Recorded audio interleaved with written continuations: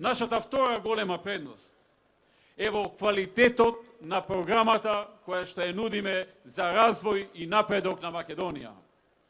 Од утре натаму почнува презентацијата на новата 4-годишна програма.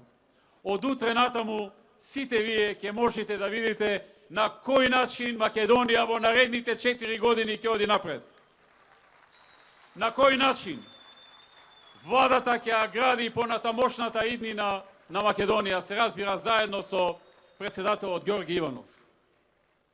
Затоа, драги пријатели, повикувам од утре натаму да се фокусираме на конкретни работи, на содржината на таа програма. Веќе е јасно дека тоа што ВМРО ДПМН го нуди и тоа што ВМРО ДПМН го ветува и дава збор, дека ќе биде исполнето. И ние таа доверба нема никогаш да ја прокоцкаме. Ние знаеме дека тешко се стекнува доверба, а лесно се губи. И затоа многу внимателно ја подготвувавме таа програма.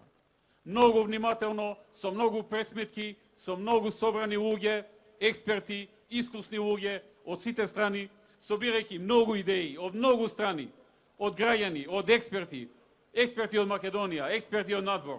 По многу анализи ја составивме таа програма со 2046 нови проекти за граѓаните на Република Македонија.